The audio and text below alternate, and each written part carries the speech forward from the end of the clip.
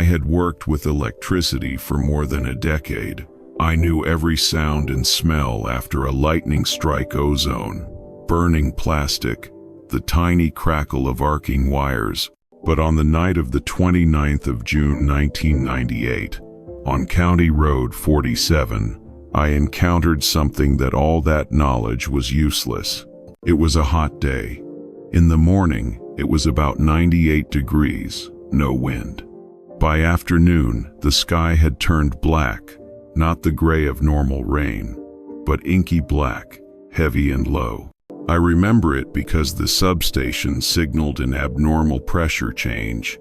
At 7 p.m., the center called me to check the area of County Road 47. There was an overload signal from a branch line. I got in my Chevy pickup with my inductance meter, a radio with a working frequency, and some maps of the area. I left the substation at 8:15. The wind had picked up, and the sand was flying thickly.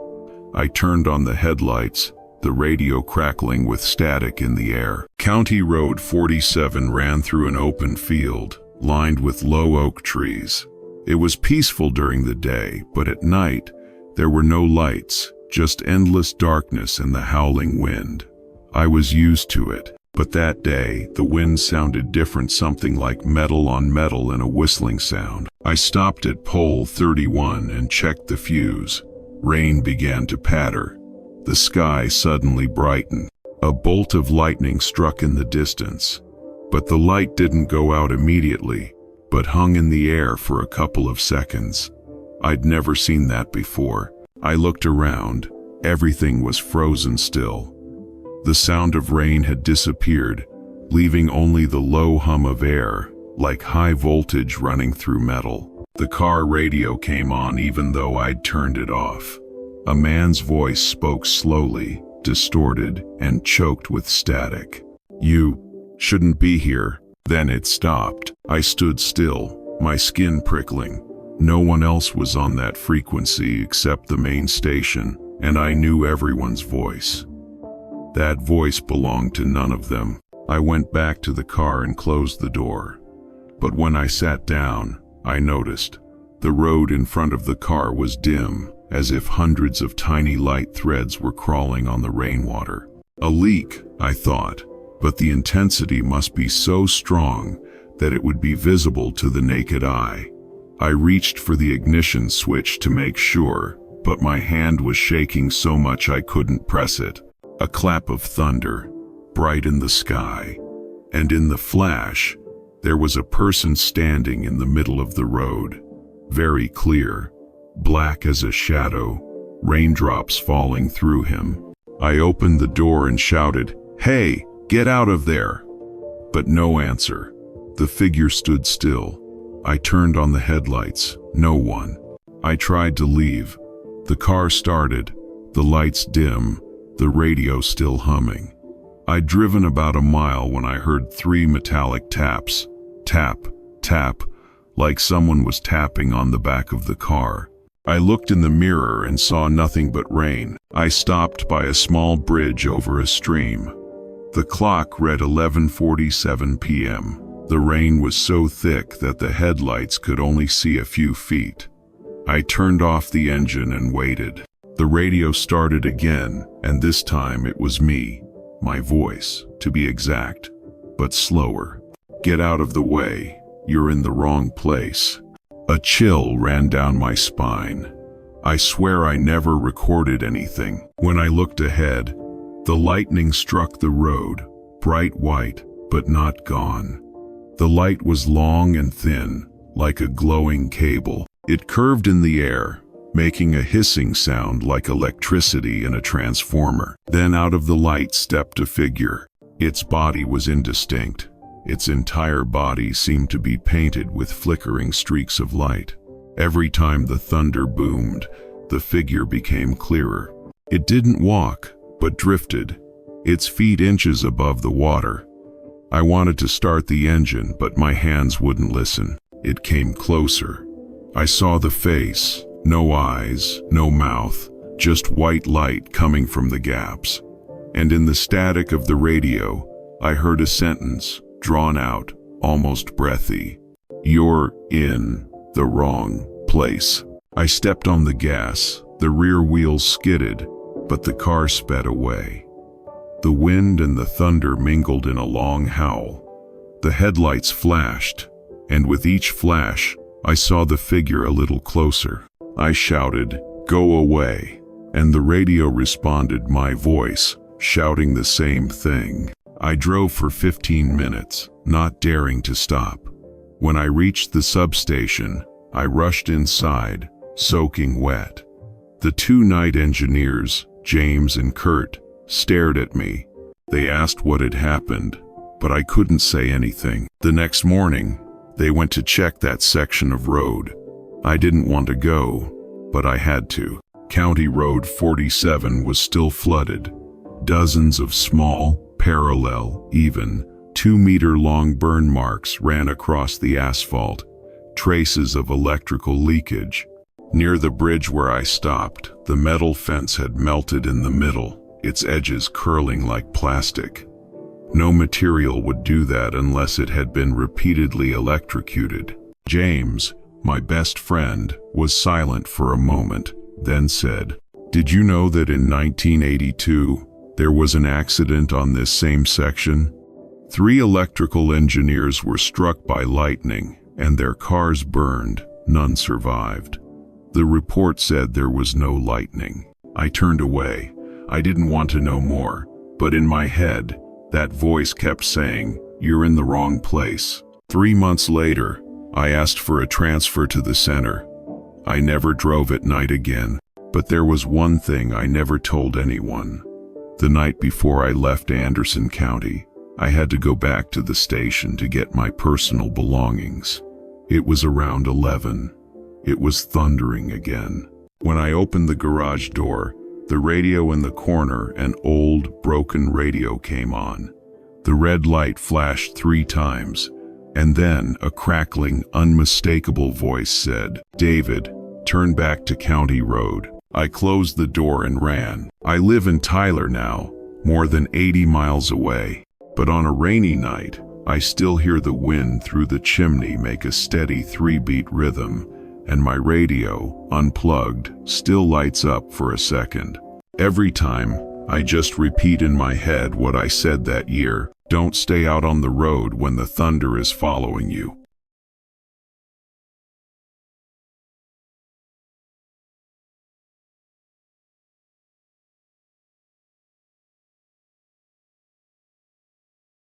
I wasn't afraid of storms. In Mississippi, summer storms were as common as sunshine. Heavy rain, a few lightning strikes, then sunshine again. But the July 2005 storm was unlike any I'd ever seen, and I think, if I'd turned off the lights earlier that day, I might never have seen what I did. I lived alone then, in my parents' cabin, about 10 miles outside West Point. The house was built in the 1950 seconds, not large but warm. It had a small porch, wood paneling, and an old floor that creaked when you walked on it. Across the street was a grassy field, and in the distance was an oak forest. The evening of July 19 was cloudy. The forecast called for a thunderstorm, but not a big one. I made cornbread, made tea, and turned on the radio. The rain started at 8, a steady drizzle. I sat on a wicker chair by the window, watching lightning flash in the distance. White flashes of light slashing across the sky like knife cuts. Around 9, the wind picked up. The rain pounded on the tin roof, like a drumbeat. I closed all the doors, leaving only the curtains slightly ajar.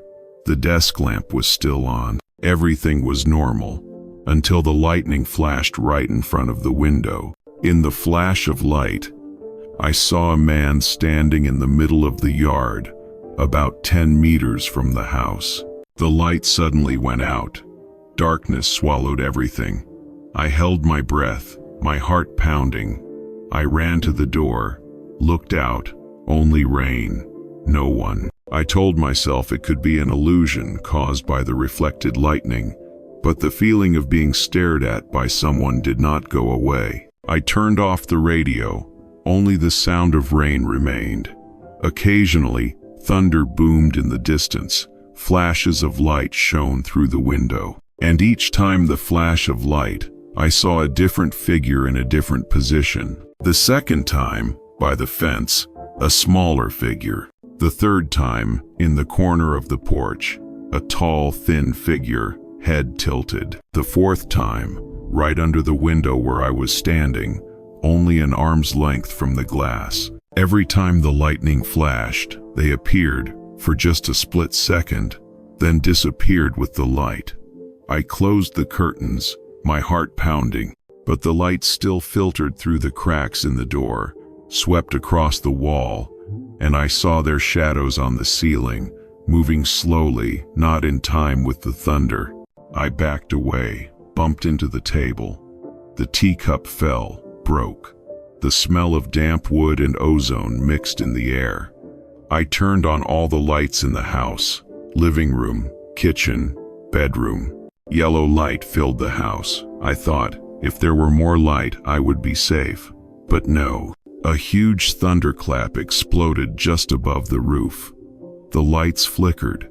In that half-second of darkness, I saw clearly in the hallway mirror 3 people, a man, a woman, and a child. They stood behind me, looking out the window. When the lights came back on, no one was there. I collapsed, my hands shaking. Outside, the wind howled like someone moaning. I called the phone. No signal. I turned on the radio, only static. In the crackling, something like a whisper, rhythmic, steady, distorted. I could only make out a few words. In the light here. I turned off the radio, but only a few seconds later, the light flashed again, and a knocking sound came from the porch. Knock, knock, knock. 3 beats, regular like wet shoes hitting the wooden floor. I took the flashlight, went to the door. The light shone through the glass, only rain. I turned back. A flash of lightning lit up the entire living room. In that light, on the opposite wall, were 5 silhouettes, all standing upright, looking towards me. The light went out, darkness returned. I stood still. Then there was the sound of dripping water behind me, near the hallway. I turned the light, shone. The floor was wet, as if someone had just stepped in from the rain, but the door was still locked. I retreated to the bedroom, closed the door, pulled the cupboard shut. I sat in the corner, holding the flashlight, my heart pounding. The rain continued to fall. The thunder rumbled. Every time the light outside the window flashed, the shadows appeared on my wall, clearer, closer. Then I realized they weren't standing still. Every time the lightning flashed, they moved, just a little, but enough to see. It was as if they were coming closer to me, rhythmically with the lightning. I closed my eyes, covered my ears, and prayed. Then the lightning struck so loudly that I felt the house shake. All the lights went out. The last flash of light came through the crack in the door. I saw a face right next to the door, pale, with empty black eyes. I screamed, and then I remembered nothing more. When I woke up, it was morning. The rain had stopped, and dim sunlight filtered through the curtains. The door was still closed, but the wardrobe had been pushed aside, leaving a crack large enough for someone to crawl through. I ran outside. The house was flooded. The walls were scorched in some places. In the yard, the wooden fence posts had been broken by lightning. The police came that afternoon. They asked me why I called 911 and then hung up. I said I didn't. They checked. The call had come from my house at 3:17 a.m., the exact moment I passed out. On the call recording, a woman's voice whispered, "We're here, in the light." I never listened to that recording again. A week later, I left the house. As I drove down the dirt road in front of the gate, I looked back one last time. The sky was overcast again. The wind was picking up. I swear, in a flash of lightning, I saw 3 people standing in the living room window, watching. In 2012, the house was abandoned, leaking rain, moldy walls. A group of students came to take pictures, saying that every time they used the flash, they saw faint shadows appear behind them, even though no one was there. A photo went viral on the local internet. In the flashlight, 5 silhouettes could be clearly seen standing in the middle of the room, all looking towards the door, where the light was shining. The police banned access to the house since 2015, citing risk of collapse.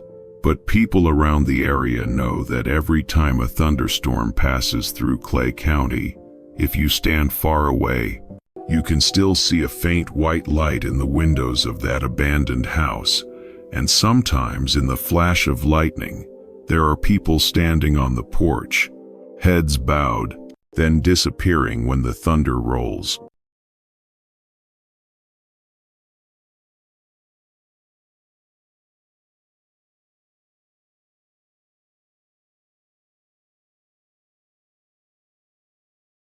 I was born and raised in Maple Hollow, a small lakeside town of about 400 people. Here, everyone knew each other, and everyone knew that when it thundered, no one stood near the shore of Mirror Lake. The old people called it the Lake of Souls, but we kids just found it strange. Every time a storm came, the reflection of the lake shone brighter than the actual thunder. The light didn't go out right away, but seemed to be held, wavering on the water. When I was 28, in the summer of 2013, I witnessed it and lost 2 friends in the same night. August 6th, it was hot. In the afternoon, the air was so thick you could hear the metal rattling in the fence. I went to work at the post office, the evening shift. Around 5 o'clock, the forecast called for a storm moving north. Winds of 50 miles an hour, heavy thunder. In Maple Hollow, people were used to that. Around 8:30, dark clouds covered the sun. The light faded. I drove back. Passing Mirror Lake, the water was smooth like glass. I remember clearly how the water reflected the purple-gray sky, so beautiful. I stopped the car and took a few pictures. At that moment, thunder struck. A white light streaked across the sky, reflecting off the water, and in the flash, I saw the silhouettes of 3 people standing on the lake, about 100 meters away. I thought it was an illusion lightning could create tree silhouettes. But no, the lake was empty, no trees, no boats. I rubbed my eyes. When I looked again, the silhouettes were gone. That night, my friends Hank and Leslie invited me to their house near the lake to play cards to get through the storm. They lived in a small wooden house right by the water. When I arrived, it started to rain. Outside, the thunder kept crashing, the light flashing and then fading, like a continuous shooting camera. Hank opened the door and smiled. "This is a big storm. I heard it will be lightning all night." I replied, "As long as the power doesn't go out." We sat by the window, playing cards and watching the rain. Every time lightning flashed, the lake shone like a silver mirror. Leslie said, "My grandmother said that people who drowned here would appear in the thunder. They don't go on, because the lake reflects what is gone." I laughed, not believing it. But then, around 10 o'clock, the lights went out. The whole house was plunged into darkness. The only light was the lightning that continuously reflected off the lake. Every time the light hit the window, we could see a vague figure in the glass, as if someone was standing on the porch. Hank was about to go out to look. I pulled him back. "Don't. It could be dangerous." But he had already opened the door. The wind rushed in, the rain splashed, the flashlight in his hand shook violently. I only had time to see a streak of white light sweep across the porch. Then Hank disappeared. No screams, no traces, just a suffocating smell of ozone. Leslie screamed. I held her tight. The next thunderclap struck the middle of the lake, and in the flash I saw two figures standing on the water, one of them Hank-like, arms outstretched, staring at the house. I screamed, slamming the door. Leslie, trembling, said through ragged breaths, "See, in the lake. They're watching." We sat still, the flashlight shining weakly. Each time the lightning struck, light filtered through the curtains, and silhouettes appeared on the wall. 1, 2, 3. They were not fixed. Tall, short, some so thin they were just outlines, but all facing the window. I picked up the phone and called 911. No signal. The clock stopped at 11:04. Outside, the wind howled, rain pounding against the roof like rocks. I heard someone calling my name from the lake, distant but clear. Hank's voice. "Tom, come out here. I saw you." I was weak. Leslie cried, covering her ears, saying, "Don't listen. It's not him." I pulled her into the back room and closed the door. The window of that room faced the woods, not seeing the lake. I thought it would be safer. But in the distant flash of lightning, the mirror in the room reflected the window, and I saw the bright water behind me, and dozens of figures standing upright in the lake, all looking up at our house. Then the lights in the house turned back on. They were all gone. The next morning, the police came. They only found Hank's shoe prints on the porch, then stopped abruptly. No skid marks, no fall marks. Leslie told the truth, but everyone thought she was in shock. They called it missing in the storm. I stayed to help search for 3 days. Divers did not find the body, but at a depth of about 6 meters, they said they saw a flashing light underwater, like a flashlight, even though it was clear and there was no equipment. A diver, Jeff, whispered to me later, "I saw a face in the water, eyes open, hair floating. But when I brought the flashlight closer, it was like smoke." They ended the search on the 4th day. I left Maple Hollow that year, moved to Grand Rapids. But the memory of Mirror Lake never disappeared. In 2018, I went back to visit my mother. That night, it was also raining, thundering loudly. I drove past the lake, intending not to stop, but at the same bend, I looked out at the water. In the flash of lightning, I saw 3 people standing in the same place as before. A man, a woman, a smaller person. Leslie, I think. They didn't move. The lightning reflected off them, making the water boil. I tried to drive away, but the car radio turned on, even though no one touched it.